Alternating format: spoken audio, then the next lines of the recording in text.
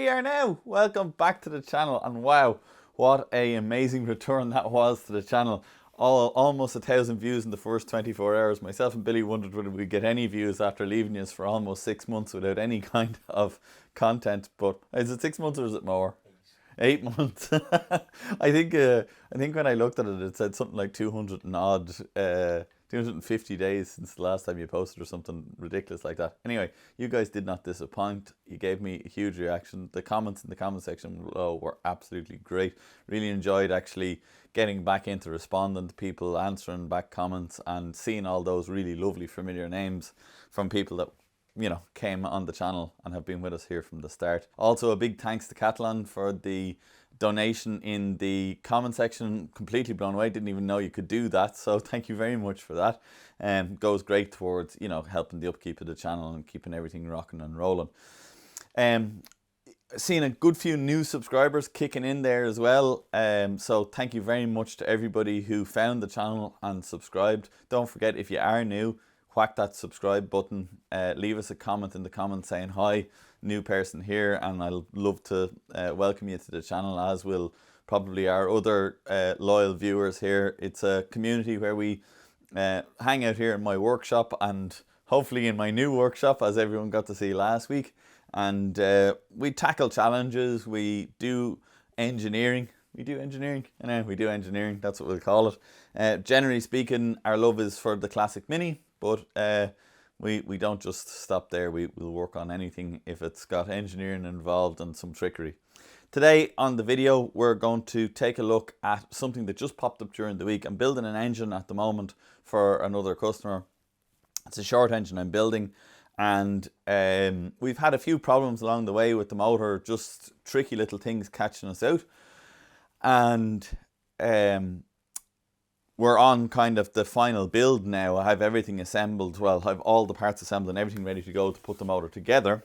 But I came across this little problem and I thought, do you know what? This is a perfect opportunity to share this with the channel, because I haven't seen really anything about it on YouTube. Maybe there is other videos about it, and if there is, share those.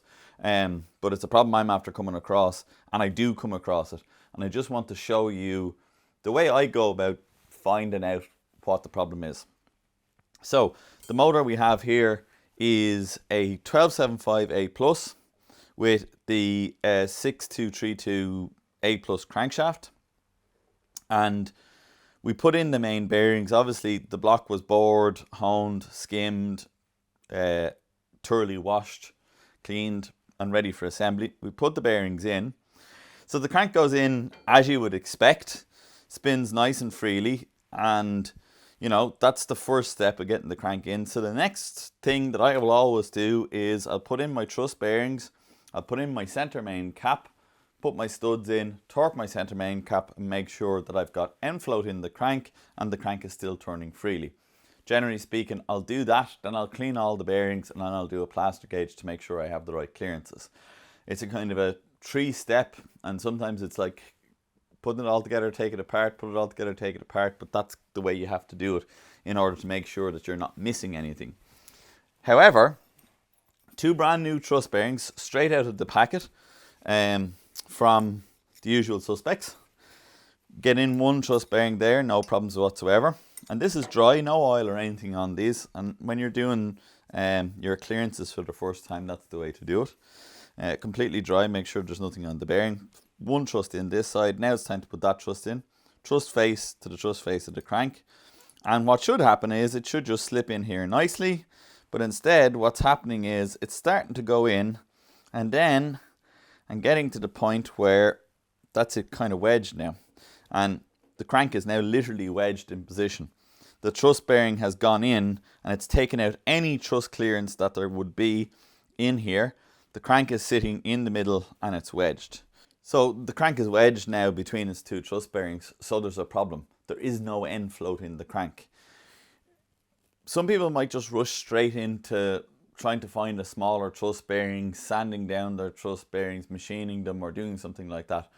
But that could lead you to a complete going around in circles maneuver, and when you put the whole thing together and the engine runs, if you haven't actually solved the problem, then you've now introduced a second problem. So you've got the original problem and then a second problem. So what we want to do is find what the problem is. They're brand new standard truss bearings, so technically speaking, they should go in and they should have the right end float. So we need to first of all be absolutely sure the problem isn't in the engine block. So the way to do that is very straightforward. Take our crank back out again. So with the crank out, we just make sure that these surfaces are clean. One thing I'm going to tell you is I have deburred these before I put the bearing in. That can be a source of a problem. If there's a little burr on the edge here, it can actually make the bearing sit out. So we've deburred it, and we had wire brushed inside here originally when we were cleaning the block. So we know these surfaces are clean, but do they measure up right? So using a micrometer, and it's the only thing you can use. You can't use a caliper for this because the tolerances are too small. You're going to start in tight, in at the root of the truss bearing, and you're going to take a measure. Now, I could shout figures out off the top of my head of what this should be from the factory. It's irrelevant.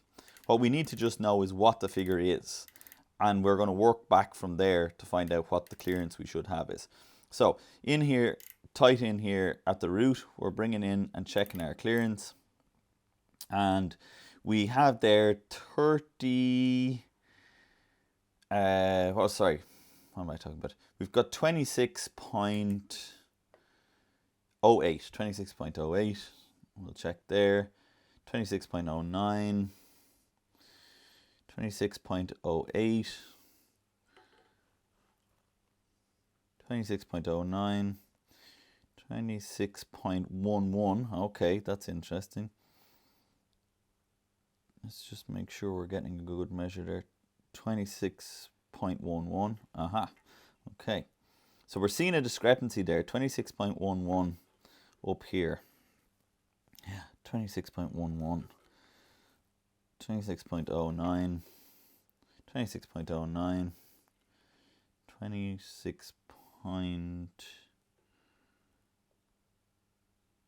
26.08. Yeah, okay. So what we have here is you have to go with the biggest number. Some of the numbers are smaller. I've seen somebody before work the averages out on this. That doesn't work. You have to go with the biggest number because that's going to take up the most clearance. So the biggest number in this situation is 26.11. And it even was slightly over the 11, so it's nearly 26.12. And that rings and starts to make sense to me because when I had the crank in, I could slide the truss washer in from this side, but as it started trying to get to the other side, it started to take up clearance. Now, the way these engines were line bored originally, these truss faces were cut in on a machine, and further to be 0.1, 0.2 of a millimeter in the difference, that's completely within reality. When we're building our race engines, we line bore these and make new faces on these and use 3000 oversized washers to get these faces dead flat. On an engine like this, that's not a reality. You can't do that. So what we're going to do now is we're going to measure between the truss faces of this crankshaft and see what width that is. We can then take this measurement that we have here from that, and it'll tell us how wide our truss faces are. So we're going to head over to the bench now and we're going to get those measurements. So we're over at the bench now. We have our truss bearings, we have our crankshaft, and we're going to use a combination of our telescoping gauge and our micrometer to measure the truss faces of the crankshaft. So when you're using a telescoping gauge, it's very simple. This little thumb wheel down here at the end releases the spring tension. I'll just show you outside so you can see that they spring out when I do that. Close them in. So we put them in here, we release them, and then we turn it slightly at an angle. Then we close, and then we square it up. And what that's doing is it's giving us a really accurate measurement of the cheeks between there and there. What we do then is we bring it over to our micrometer. We use our 11 hands to hold the telescope gauge, the micrometer, and turn it here. And what we're looking for is to get the measurement across the two anvils of the telescoping gauge. It's important that the anvils are parallel with the micrometer. We read off, and what we have there is 30.82. 30.82 is what we have there. What I have to do now is go all the way around the truss faces of the crankshaft, like we did when we went all the way around the truss faces of the engine block, using my telescope gauge and checking all the way around. to find my biggest measurement, my smallest measurement, the tightest spot between the two cheeks. Because it is that tight spot between the two cheeks, take away the measurement of the block is going to give us our clearance for our truss bearings. So I'm going to do that now. You guys get to enjoy a montage, and then we'll come back with the measurement.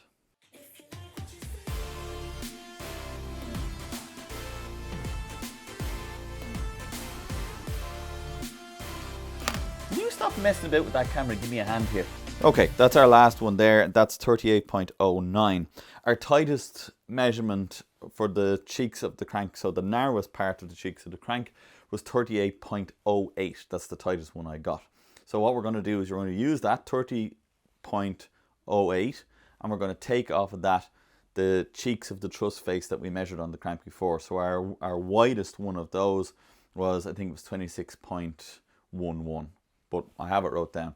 We'll take one from the other, and then that's going to give us what our truss clearance actually is. Okay, we have the measurements now, so let's do our maths. So we know 30.08 is the width of the cheeks of the crank, minus the biggest dimension we got on the block, which is 26.10. That gives us 3.98. We have to add on to that end float, so how much clearance the end float on a Mini between 0.05 and 0.07. So we'll go for the middle of that. We'll add 0.06 for end float. That says 2.04 is the clearance left. 4.04 is the clearance. So divide that by 2. 2.02 is what these need to measure for this to work. So let's measure them and see what they are. So measuring these, and we have 2.25. Let me just see if that's where it is across the board here. 2.25. 2.25. Yeah, 2.25 is what we're getting. So these trusses measure 2.25, and for us to get the right amount of end float in this crankshaft, we need these trusses to actually measure 2.02. So we need to take off some material. You can't take the material off this truss face, but what we can do is make sure this truss face is flat. That's one thing we can do. But we can take material off the back. And if we take some material off the back, we'll get our clearance. It's a good idea when you're doing this to make sure that you take the material off the back of both sides. So this is one half and this is the other. So we want to bring both of these down so that they measure 2.02. Because what that'll give us then is the 4.04, which is what we've figured out our clearance is between our crankshaft truss faces and our truss faces of the engine block. That's the clearance that we need in there, allowing for 0.6 end float on the crankshaft. Now, what we're actually going to do is we're not going to go all the way to that. We're going to go close to it. We're going to get these down to 2.10, let's say. So we're going to take 4.4 off of them and see where that gets us to.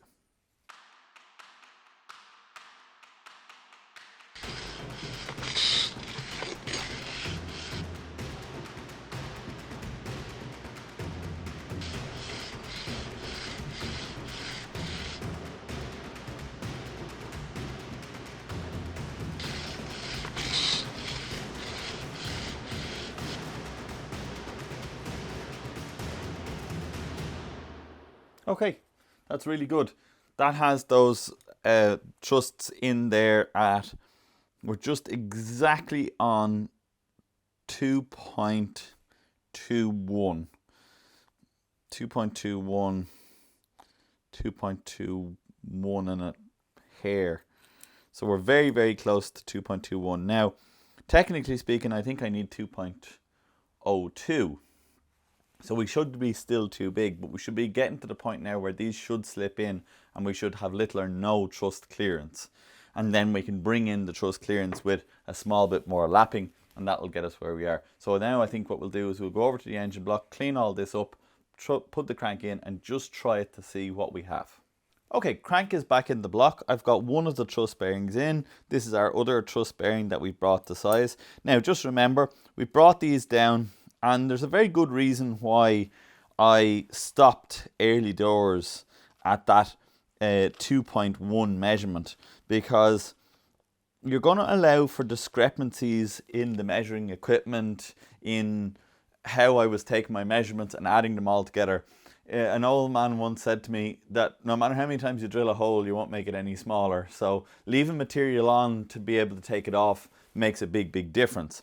The truth here is that end float is so small on these cranks, typically, as we said, between in millimeter 0.5 to 0.7. So sub 1/10 of a millimeter is the kind of end float we're looking for, which is infinitely small amount of clearance, and it's very easy to lose that in measuring equipment, in things being put around. And this actually is just how I really do it. I'd rather go back 6 or 8 more times to the oil stone and come right in on my measurement, as opposed to, you know, overshooting it. Then you've got a knackered truss bearing and you've got to buy another packet of trusses and start the process all over. So to measure end float, very simple. I just put the crankshaft pulley bolt back in, get my dial gauge set up here and adjust it. It doesn't matter what number it's on. I like to have it at 0 because I like to read off the measurement accurately from 0. Then get a screwdriver and make sure the crank is all the way to one end. So I'm leaning over on that screwdriver, making sure that crank is all the way to that end. Setting my dial indicator gauge here at 0. And this dial indicator gauge is going to read in 0.01 of a millimeter increments. So I'm going to get my screwdriver at the other side. Now it's important that you don't lever this. You want to just get the crank to float over. So moving the crank over and trying to see what I have. So reading off on the gauge there, I have 0.04. And bringing her back the other way, I'm hitting exactly on my 0, bringing her back that way. 0.04 is what I've got. Now, if you remember, I said to you, 0.05 to 0.07 is kind of where you want to be, or in that kind of area. On a really high performance motor, I shoot for the higher clearance rather than the lower clearance to make the engine run freer. On a road going engine that's going to have a huge amount of clutching all the time, getting that closer to 0.6, 0.5, 0.6 is where you kind of want to be in that world. Truthfully, you could run it tighter, but that's kind of where I want to be. I think in inches it's 2/1000 to 3/1000 of an inch, but don't quote me on that. Go check that measurement. Pretty sure that's where it is. I suppose to wrap up the video, really what I wanted to show you here was the methodology. Don't go looking for the measurement of the block. Don't go looking for the measurement of the cheeks of the crank. Actually work out your measurements from your items. Take one from the other and figure out where the problem lies. In the case of this engine block, the reason why standard truss did not go in and give us the right measurement is not the crank was exactly on size, but the cheeks of the block had a discrepancy of 0.08 at one side to 0.11. So whatever it was, 26.08 one side to 26.11 this side. And it was that discrepancy that was catching us. If it had been 0.08 all the way around, those standard truss would have fitted in and we would have had exactly the right truss clearance. We didn't. Using the oil stone and working slowly but surely, I'm going to go back to the oil stone with these trusses now and take another 0.01 off and get myself up to that 0.05 truss clearance, the one that I really want, so that my crank runs smooth and free. Just to show you, even with that clearance now, what we actually have is a smooth running crank. I can literally just get it by the webs there, one finger, and I can get it turning, which is exactly what we're looking for. We're looking for that crank to run smoothly in its bearings, telling us that we've got our end float. You can't actually see the end float really, but it's there, okay? The next thing I'll have to do is the exact same thing with the two top truss washers or truss bearings and the top cap. That's just over and over and over. You don't need to see me going over and back to the oil stone 100 times. You know exactly what you're doing now. I hope you guys enjoyed that video. It's a return of technical videos to the HRE channel. Look forward to making more technical content, and seeing as you guys have been so interested in seeing the workshop build in the comment section on the last video, we will bring you content of the workshop build as and when it happens. Those videos will be coming out. Last little shout out, if you've made it this far and you've watched all of this video, thank you very much for watching. And little secret, Billy, what date is our next live with Cole, do you remember? The 16th of April. Okay, so 16th of April, myself and Cole from Classic Mini DIY will be going live on both of our channels. So if you want to have a chat with me, you want to catch up with me, or you want to chat with Cole, set yourself a reminder, and we'll see you guys on the next one.